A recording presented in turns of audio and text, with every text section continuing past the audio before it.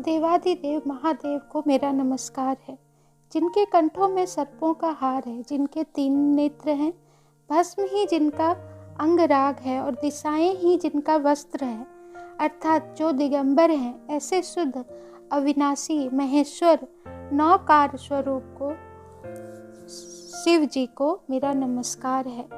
ओम नमः शिवाय।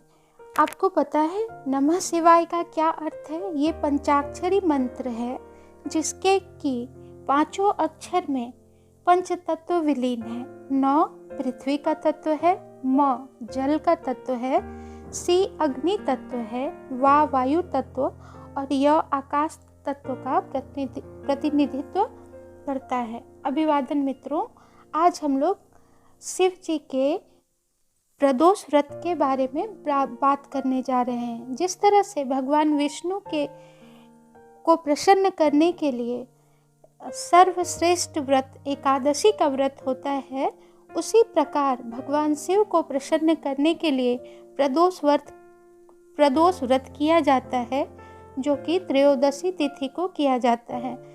11वीं तिथि को एकादशी का व्रत किया जाता है और 13वीं तिथि को त्रयोदशी का व्रत किया जाता है।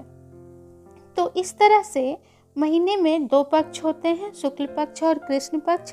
तो जिस तरह से एकादशी महीने में 2 बार किया जाता है, ठीक उसी प्रकार त्रयोदशी का व्रत भी, प्रदोष का व्रत भी महीने में 2 बार किया जाता है।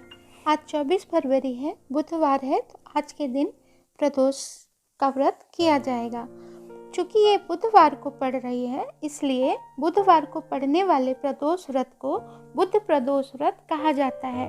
और हमारे यहाँ तो घर घर में इस व्रत को रखा जाता है। और इस व्रत को कौन कर सकते हैं? इस व्रत को सभी कर सकते हैं, नर नारी बच्चे बुजुर्ग, जो कोई भी इस व्रत को रखते हैं, उन्हें अनंत कोटि पुण्य फल की प्राप्ति होती है। और जैसा कि कहा जाता है, भगवान शिव बहुत जल्दी प्रसन्न हो जाते हैं, तो प्रदोष व्रत करने से आपको मनोवांछित फल की प्राप्ति होती है। अब मैं आप लोगों को बुध प्रदोष व्रत की कथा सुनाने जा रही हूँ। इसका सच्चे हृदय से श्रवण करें। इस कथा को श्रवण करने से आपके पाप समूल नष्ट हो जाएंगे और आपको अनंत कोटि पुण्य फल की प्राप्ति होगी। एक पुरुष की नई नई शादी हुई थी और शादी के 2 दिन बाद ही पत्नी मायके चली गई। कुछ दिनों के बाद पति अपनी पत्नी को लिवा लाने के लिए ससुराल गए। ससुराल पक्ष के लोग कहने लगे कि आज बुधवार है, आज विदाई के लिए दिन सही नहीं है। लेकिन पति जिद पे अड़ गया कि उसे आज ही पत्नी को विदा कराना है।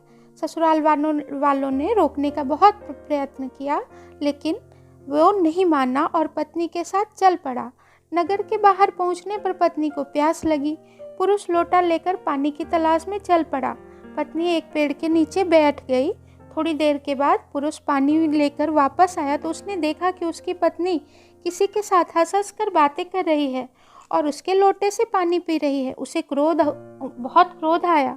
वह निकट पहुंचा तो उसके आश्चर्य का कोई ठिकाना ना रहा, क्योंकि उस आदमी की सूरत बिल्कुल उसी की भांति थी। पत्नी भी सोच में पड़ गई और दोनों पुरुष आपस में झगड़ने लगे। भीड़ इकट्ठी हो गई, सिपाही आ गए। हम सकल आदमियों को देख के वे भी आश्चर्य में पड़ गए। उन्होंने स्त्री से पूछा कि तुम्हारा पति कौन है? वह बेचारी कुछ न बता पाई। तब वह पुरुष शंकर भगवान से प्रार्थना करने लगे कि हे भगवान, हमारी रक्षा करें, मुझसे बड़ी भूल हुई है। मैंने सास ससुर की बात नहीं मानी और बुधवार को पत्नी को विदा करा लिया।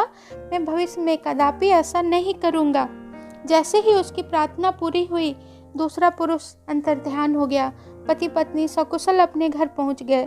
उस दिन के बाद पति पत्नी नियम पूर्वक बुध त्रयोदशी प्रदोष का व्रत रखने लगे।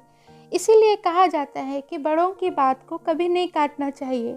अगर बड़े कुछ बोल रहे हैं तो उसके पीछे कोई ना कोई कारण अवश्य होता है। इसलिए बड़ों की बात सदा मानें और बड़ों का आदर करें। और अगर वो कुछ बोल रहे हैं तो उसके ऊपर पूरा ध्यान दें और कभी भी अपनी पत्नी को बुधवार को विदा ना कराएं और बुधवार के प्रदोष व्रत को हमेशा रखें। आपकी सभी मनोकामनाएं पूर्ण होंगी। भगवान आपकी सारी मनोकामना पूर्ण करेंगे। ओम नमः शिवाय। अगर वीडियो अच्छी लगी हो कृपया लाइक करें, सब्सक्राइब करें, शेयर करें, कमेंट करें। मैं इस तरह की जानकारी भरी वीडियो हमेशा आप लोगों के लिए लाते रहती हूँ। हमारे चैनल के साथ बने रहें। अंत तक देखने के लिए आप सबका बहुत बहुत धन्यवाद। कोटि कोटि आभार।